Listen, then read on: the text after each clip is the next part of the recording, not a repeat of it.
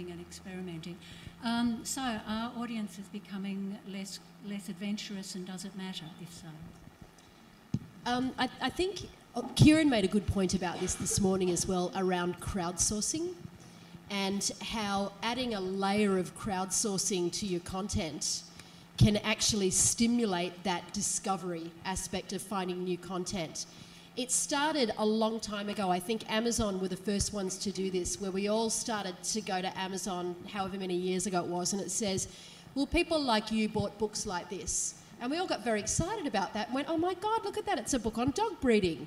And then you'd think, well, actually, I don't have a dog. No offence to that beautiful puppy in the front row. You know, so actually it doesn't really reflect who I am, because that's looking at browsing and credit card buying behaviour rather than anything else.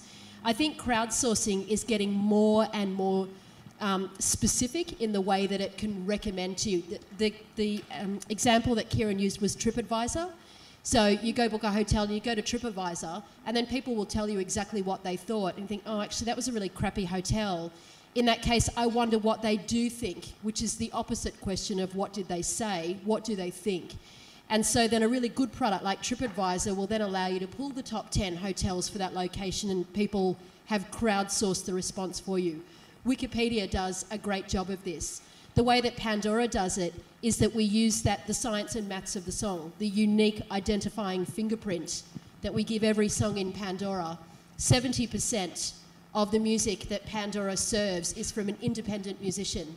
So even though you might start from a very popular song, within the first 5 or 6 songs, you are going to be hearing music that you've never heard before. Isn't it more of the same? If it's the same maths, maybe I want a completely different kind of maths. And you could start a new seed for that. It is the same, that's how Pandora works.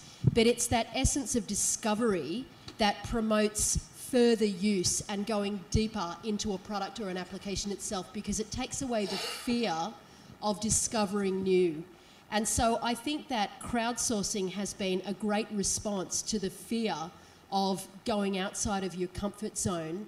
And I think that products that are layering that over, or actually building independent businesses like Yelp, that again start to stimulate the questions, well, if I like this, will I like that? I can look at people who have the same profile as me and follow them, a la Spotify, who does a great job of discovery in that platform. So I think it can be a hindrance and a help. You've just got to poke the bear a little bit more. No fighting. I think it's a big problem. I can understand why that would be a problem, and I think possibly one of the solutions is that digital allows you to look at people's actual behaviour as opposed to their claimed attitudes, which enables me to see that you make these leaps and you go to